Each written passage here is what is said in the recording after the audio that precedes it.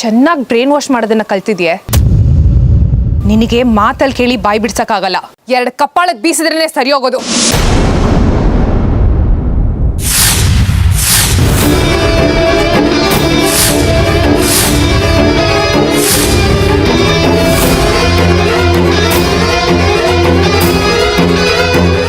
ಎಲ್ಲ ಕೇಳಿಸ್ಕೊಂಡೆ, ಮಾತಲ್ಲೇ ಬಗೆಹರಿಬಹುದು ಅಂತ ಕಾದೆ.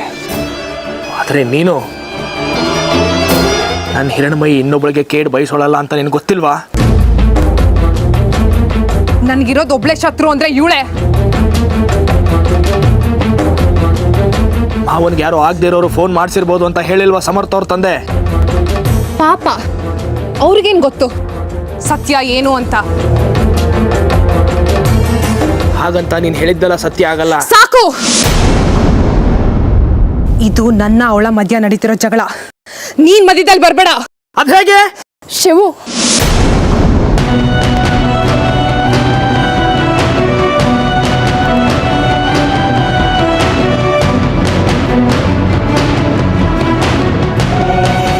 ಎಷ್ಟ್ ದಿನ ಅಂತ ಎಲ್ರೂ ಹೀಗೆ ಯಾಮಾರಿಸ್ತೀಯ ನೀನು?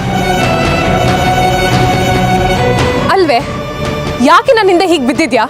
ಹಾ, ಈ ಮದ್ವೆ ನಡೀತಿದ್ರೆ ನಿನ್ನೂ ಸಾಯಿಸಿ ನಾನು ಸತ್ತೋಗ್ತೀನಿ ಅಂತ ಹೇಳಿದ್ದೆ ಅಲ್ವಾ?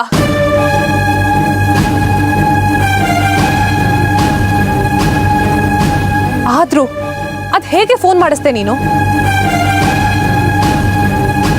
ಅದು ನನ್ ನಡತೆ ಸರಿ ಇಲ್ಲ ಅಂತ. ಓಹೋ, ಮಧ್ಯರಾತ್ರಿ ಶಿವು ರೂಮ್ಗೆ ಚಕ್ಕಂದ ಆಡಕ್ ಹೋಗ್ತಿದ್ದಲ್ಲ, ಅದನ್ನ ನಾನು ಹಿಡ್ದಾಕದ್ನಲ್ಲ, ಅದಕ್ಕೆ ಈ ರೀತಿ ಸೇಡ್ ತೀಸ್ಕೋತಿದ್ಯಾ ಅಲ್ವಾ?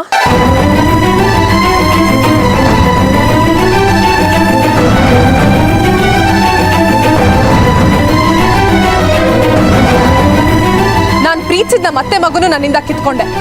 ಈಗ ನನ್ನ ಪಾಡಿಗೆ ನಾನು ಬೇರೆ ಹುಡುಗನ ಮದ್ವೆ ಆಗಕ್ ಹೊರಟಿದ್ರೆ ಅದಕ್ಕೂ ಕಲ್ಲಾಗ್ತೀಯಾ?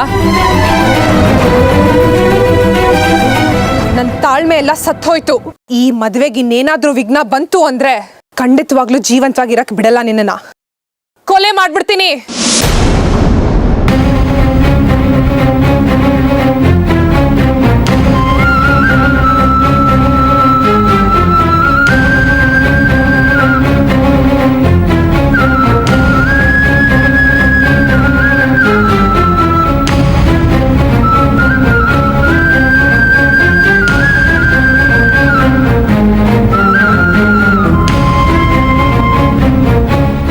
ಅಮ್ಮನವ್ರ ಮೇಲೆ ಆಣೆ ಮಾಡಿ ಹೇಳ್ತೀನಿ ಶಿವು, ನಾನು ಯಾವ ತಪ್ಪು ಮಾಡಿಲ್ಲ. ನನಗೂ ಈ ಫೋನ್ ಮಾಡಿರೋರ್ಗೂ ಯಾವ ಸಂಬಂಧನೂ ಇಲ್ಲ. ನನಗೆ ಗೊತ್ತಿಲ್ವಾ? ನೀನು ಧೈರ್ಯವಾಗಿರೋ.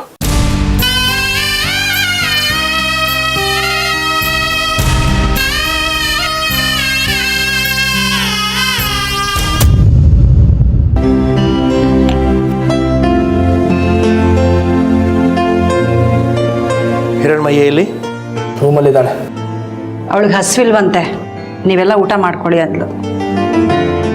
ಎಲ್ಲರದ್ದು ಊಟ ಆದ್ಮೇಲೆ ಅವಳು ಊಟ ಮಾಡೋದು ನನಗೆ ಗೊತ್ತು. ಆದ್ರೂ ಬಡ್ಸಕ್ಕಾದ್ರೂ ಬರ್ಬೇಕಿತ್ತಲ್ಲ, ಸಹಜವಾಗಿದ್ದಿದ್ರೆ.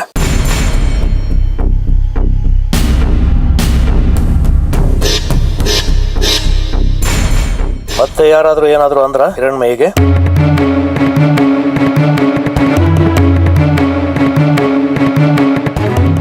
ವೈದೇಹಿ, ಹೋಗಿ ಕರೆಯವಳನ. ಅವಳು ಯಾರು ಕರೆದ್ರು ಬರಲ್ಲ ಬಿಡಿ ಮಾವ. ಯಾಕೆ ಬರಲ್ಲ?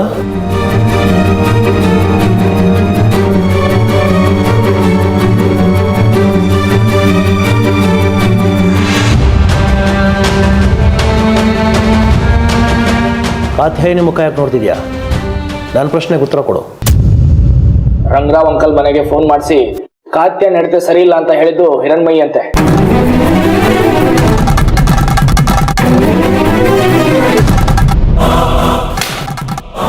ಯಾರು ಹೇಳಿದ್ರಾಗಂತ? ಕಾತ್ಯಾಯಿನಿ.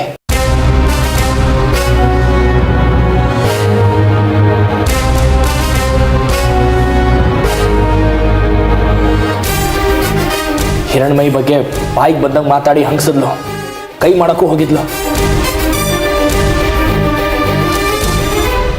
ನಾನು ಹೋಗಿ ತಡೆದೆ. ಪಾಪ ಹಿರಣ್ಮಯಿ, ನನಗೇನು ಗೊತ್ತಿಲ್ಲ, ಅಮ್ಮನವ್ರ ಮೇಲೆ ಆಣೆ, ನನಗೂ ಆ ಫೋನ್ ಕಾಲ್ಗೂ ಯಾವುದೇ ಸಂಬಂಧ ಇಲ್ಲ ಅಂತ ಹೇಳಿ ಹತ್ಬಿಟ್ಲು ಮಾವ. ಸಂಕಟ ಆಗೋಯ್ತು ಮಾವ. ಈ ಮದುವೆ ಏನಾದರೂ ನಿಂತರೆ ಅದಕ್ಕೆ ಹೊಣೆ ಹಿರಣ್ಮಯಿ ಅಂತೆ. ಹಾಗೇನಾದರೂ ಆದರೆ ನನ್ನನ್ನು ಹಿರಣ್ಮಯಿನೂ ಕೊಲ್ತಾಳಂತೆ ಕಾತ್ಯಾಯನಿ.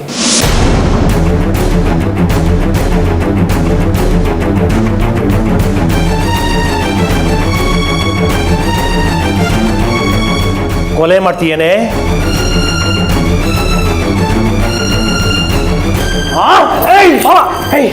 ಬಿಡೋ. ಸಂಜೀವನಿ ರಾಗ ನುಡಿಸಿ ಇನ್ನೊಬ್ಬರನ್ನ ಬದುಕಿಸೋ ನನ್ನ ಹೊಟ್ಟೆಲಿ ಎಂಥ ಕೊಲೆ ಪಾತಿಗೆ ಹುಟ್ಟುಬಿಟ್ಟಿದ್ದಾಳೆ ನೋಡು. ಇವತ್ತೇಳಿ ಬುದ್ಧಿ ಕಲಿಸ್ತಿಲ್ಲ ಅಂದ್ರೆ ಯೋಚನೆಯಲ್ಲೇ ಕೊಲೆ ಮಾಡೋಳು ನಾಳೆ ನಿಜವಾಗ್ಲೂ ಕೊಲೆ ಮಾಡಬಹುದು. ಬಿಡೋ, ನಾನು ಭಾವಿಸ್ತೀನಿ. ಮಾವ, ಇವಳ ಮೇಲೆ ಕೈ ಮಾಡೋದೇ ಪರಿಹಾರ ಅಲ್ಲ. ಅನಗತ್ಯವಾಗಿ ಹಿರಣ್ಮಯಿ ಮೇಲೆ ಅನುಮಾನ ಪಡೋದು ಬೇಡ ಅಂತ ಹೇಳಿ ಸಾಕು.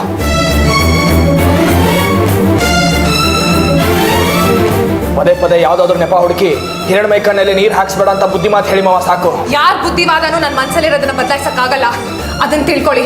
ಈಗಲೂ ಹೇಳ್ತೀನಿ, ಅವರಿಗೆ ಫೋನ್ ಮಾಡಿಸಿದ್ದು ಹಿರಣ್ಮಯಿನೇ. ಅವಳು ಯಾಕೆ ಮಾಡಿಸ್ತಾಳೆ?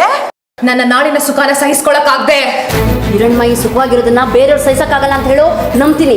ಆದ್ರೆ ಅವಳು ಬೇರೆಯವ್ರ ಸುಖಕ್ಕೆ ಅಡ್ಡಿ ಆಗುವಂತ ಹುಡುಗಿ ಅಲ್ಲ. ಅವಳ ಬಗ್ಗೆ ನಿಮ್ಮ ಇಲ್ಲಿ ಇಂಥ ಮಾತಾ?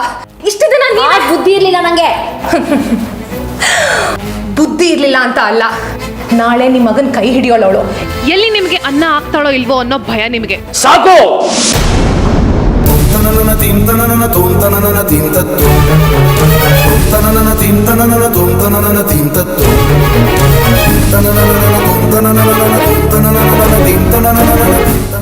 ಒಂದು ಮಾತು ನನ್ನ ಮಗಳ ಬಗ್ಗೆ ಆಡಿದ್ರೆ ನಾನೇ ನಿನ್ನನ್ನು.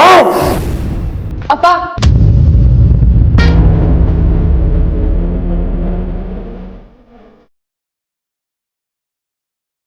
ನನಗೋಸ್ಕರ ಕಾತಿಯಾಗಿರೋ ಯಾರು ಜಗಳ ಮಾಡೋದು ಬೇಡ. ದಯವಿಟ್ಟು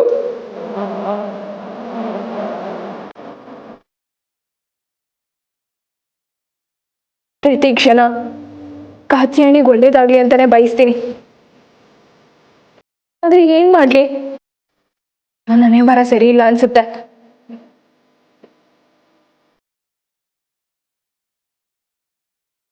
ಏನ್ ಮಾಡಿದ್ರು ಅದನ್ನ ತಪ್ಪಾಗೆ ನೋಡ್ತಾಳೆ. ಈ ಸತಿನೂ ಹಾಗೆ ಆಗಿದೆ. ನಾನ್ ನಂಬಲ್ಲ.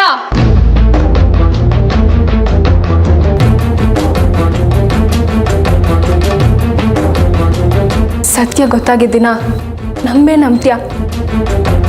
ಆ ದಿನ ಬೇಗ ಬರ್ಲಿ ಅಂತ ಆ ತಾಯಿ ಮೂಕಾಂಬಿಕೆ ಹತ್ರ ಬೇಡ್ಕೊಂತೀನಿ. ಹಿಂಗ್ ನೀವೆಲ್ಲ ಎಲ್ಲ ಕೈನೂ ಮರೆತು ನೆಮ್ಮದಿಯಾಗಿ ಊಟ ಮಾಡಿ ದಯವಿಟ್ಟು.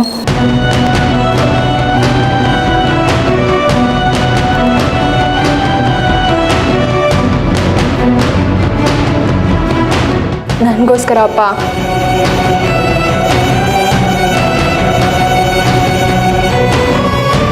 ಕಾತ್ಯಾಯನಿ, ಕಾತ್ಯಾಯನಿ.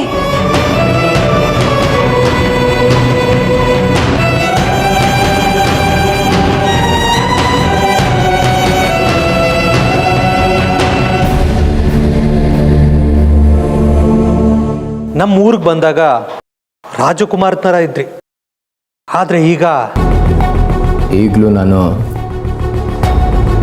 ರಾಜ್ಕುಮಾರನೇ. ಸೆರೆಮನೆಯಲ್ಲಿರೋ ರಾಜಕುಮಾರನಿಗೆ ಬೆಲೆ ಇರೋದಿಲ್ಲ. ಹೇಗಿದ್ರಿ ಹೀಗಾಗ್ಬಿಟ್ರಿ. ಹೀಗೆಲ್ಲ ಮಾತಾಡಿ ನನ್ನ ಹಾರ್ಟಿಗೆ ಆ್ಯಸಿಡ್ ಹಚ್ಚಿ ಅಂತ ನಿಮ್ಮನ್ನು ಕರೆಸಿದ್ದಲ್ಲ.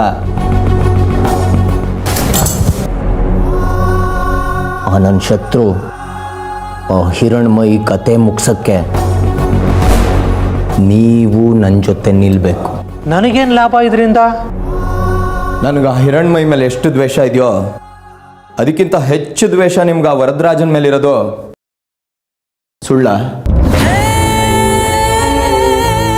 ಬದುಕು ಸಾಕು, ಸಾವು ಬೇಕು ಅನ್ನೋ ಅಷ್ಟು ಮಟ್ಟಿಗೆ ಅವ್ರ ಕುಟುಂಬನ ಅರಳಿಸ್ಬೇಕು ಅನ್ನೋ ಆಸೆ ಇಲ್ವಾ ನಿಮಗೆ? ಹಾಂ, ಇದೆ, ತುಂಬ ಇದೆ. ಅದಕ್ಕೋಸ್ಕರ ಎಷ್ಟೋ ಪ್ರಯತ್ನ ಪಟ್ಟೆ ಕೂಡ. ಆದರೆ ಎಲ್ಲದರಲ್ಲೂ ಸೋಲು. ನೀವು ಕೂಡ ಹಿರಣ್ಮಯ್ಯನ ಕೊಲ್ಲೋದಕ್ಕೆ ಪ್ರಯತ್ನ ಪಟ್ಟು ಸೋತೆ ಅಲ್ವಾ ಇಲ್ಲಿರೋದು? ನಾವೇ ಹರ್ಟ್ ಮಾಡಿಕೊಂಡ್ರೆ ಇಬ್ರಿಗೂ ಲಾಸು. ಇಬ್ರು ಕೈ ಜೋಡ್ಸೋಣ, ಅಂದ್ಕೊಂಡಿರೋ ಕೆಲಸನ ಸಾಧಿಸೋಣ. ಒಪ್ಪದೆ. ಈಗ ನಾನೇನು ಮಾಡಬೇಕು? ಮಾನ ಸ್ವಾಭಿಮಾನ ಅಂತ ದೊಡ್ಡ ದೊಡ್ಡ ಡೈಲಾಗ್ ಹೊಡಿತಾಳಲ್ಲ ಆ ಹಿರಣ್ಮಯಿ, ಅವಳು ಇದೇ ಊರಲ್ಲಿ ವಿಪರೀತ ಅವಮಾನ ಅನುಭವಿಸ್ಬೇಕು. ಆ ಅವಮಾನ ಸಹಿಸ್ಕೊಳಕ್ಕಾಗದೆ ಗೊಟಕ್ಕನ್ಬೇಕು. ಆ ಸುದ್ದಿ ನಿಮ್ಮ ಕಿವಿಗೆ ಬೀಳಬೇಕು. ಬರೀ ಕಿವಿಗೆ ಬಿದ್ದರೆ ಸಾಲದು, ಕಣ್ ತುಂಬಬೇಕು. ವಿಡಿಯೋ ರೆಕಾರ್ಡ್ ಮಾಡಿಸಿ. ನೀವು ಹೇಳಿದ್ದೆಲ್ಲ ಮಾಡಿಸ್ಬೋದು, ಆದರೆ ಲಕ್ಷ್ಮೀ ದೇವಿ ಕೃಪೆ ಎಷ್ಟು ಬೇಕಾದ್ರೂ ಖರ್ಚು ಮಾಡ್ರಿ, ನಾನು ಕೊಡ್ತೀನಿ.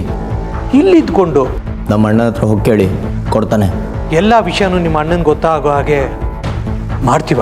ಅದೆಲ್ಲ ಏನು ಬೇಡ, ನಾನು ಹೇಳಿದಷ್ಟು ಹೇಳಿದ್ರೆ ಸಾಕು. ನಾನು ಅಣ್ಣ, ನೀನು ತಮ್ಮ. ಕೋಡ್ ವರ್ಡ್ ಇದು. ಹೋಗಿ ಅವನ ಹತ್ರ ಹೇಳಿ, ನಿಮ್ಗೆ ಎಷ್ಟು ಹಣ ಬೇಕೋ ಅಷ್ಟು ನಿಮ್ಮ ಕೈ ಸೇರತ್ತೆ. ಗೊತ್ತಾಯ್ತಾ?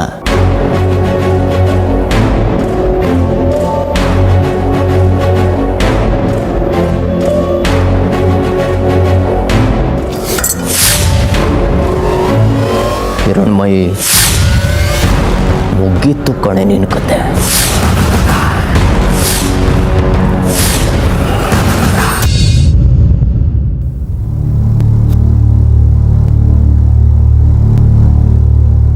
ರೀ, ಕಾತ್ಯಾಯನಿ ಊಟ ಮಾಡದೆ ರೂಮಲ್ಲಿ ಅಳ್ತಾ ಕೂತಿದ್ದಾಳೆ. ಅವಳ ಪರ ವಕಾಲತ್ ವಹಿಸ್ಕೊಂಡು ಬಂದಿದ್ಯಾ ನೀನು? ಅವಳು ನಡ್ಕೊಳ್ಳೋ ರೀತಿ ತಪ್ಪು ಅಂತ ಒಪ್ಕೋತೀನಿ. ಆದರೆ ನಾಳೆ ದಿನ ಮದುವೆ ಆಗಿ ಗಂಡನ ಮನೆಗೆ ಹೋಗ್ತಿರೋಳು. ಮನೆಗೆ ಬಾ ಅಂತ ಕರೆದ್ರೂ ಬರ್ತಾಳೋ ಇಲ್ವೋ? ಇರೋಷ್ಟು ದಿನ ಆದರೂ ಚೆನ್ನಾಗಿ ನೋಡ್ಕೋಬೇಕಲ್ವ ನಾವು? ಈಗ ನನ್ನನ್ನು ಏನು ಮಾಡು ಅಂತೀಯಾ? ಒಂದ್ಸರಿ ಅವಳ ಜೊತೆ ಹೋಗಿ ಮಾತಾಡಿ.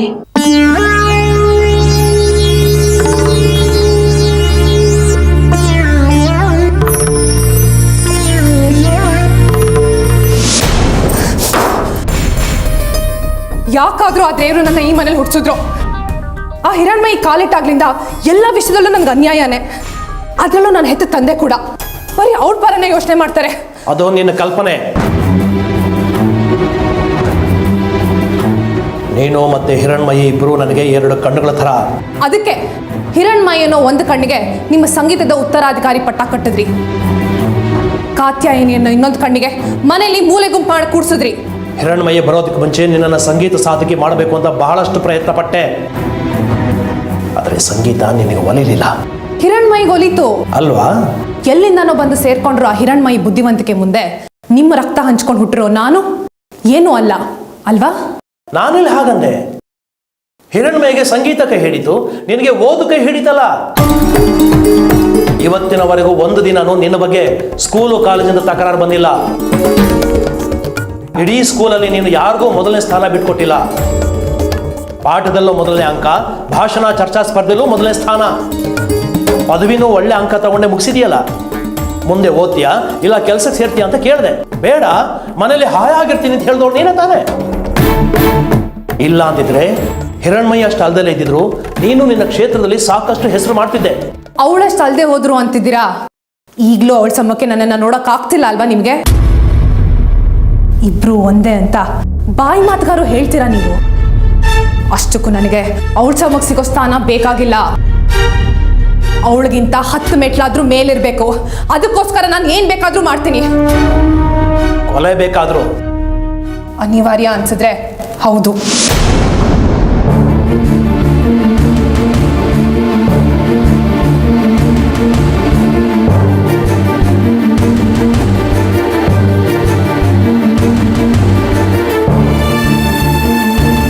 ಒಂದು ಮನೆ ಬೆಳಗಕ್ಕೆ ಹೊರಟಿರೋಳು. ಇನ್ನೊಬ್ಬರ ಬದುಕನ್ನು ಕತ್ತಲು ಮಾಡಬೇಕು ಅಂತ ಯೋಚನೆ ಮಾಡಬೇಡ. ನಿನ್ನ ಈ ಆವೇಶ ಕೋಪನ ಬಿಟ್ಬಿಡು. ಹಿರಣ್ಮಯಿ ಮೇಲೆ ಸೇಟ್ ತೀರಿಸ್ಕೋಬೇಕು ಅನ್ನೋ ಹಠ ಮಾಡಬೇಡ.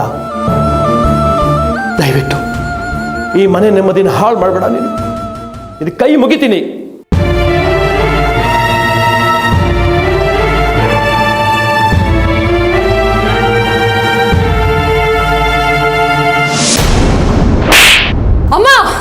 ಇನ್ನು ಒಂದೇ ಒಂದು ಮಾತಾಡಿದ್ರು ಹಲ್ಲು ಉದುರಿಸ್ಬಿಡ್ತೀನಿ. ಹೆತ್ತ ತಂದೆ ತಾಯಿನ ಅಯ್ಯ ಅನ್ನಿಸ್ದರು ಯಾವತ್ತು ಜೀವನದಲ್ಲಿ ಉದ್ಧಾರ ಆಗಿರೋ ಉದಾಹರಣೆ ಇಲ್ಲ ಕಣೆ, ತಿಳ್ಕೊ.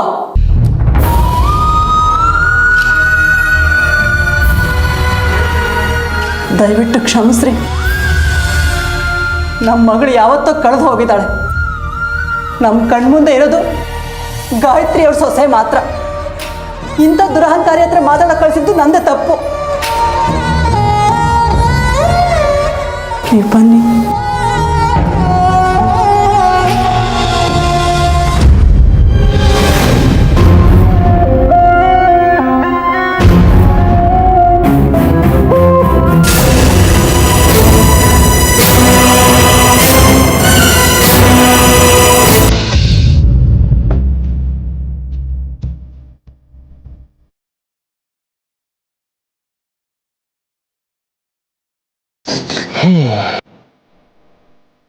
ಇಷ್ಟು ದಿನ ನೀನು ಕಣ್ಣೀರು ಹಾಕಿದ್ದು ಸಾಕು ಹಿರಣ್ಮಯಿ.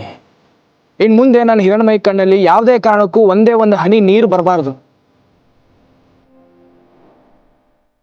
ಅರ್ಥ ಆಯ್ತಾ?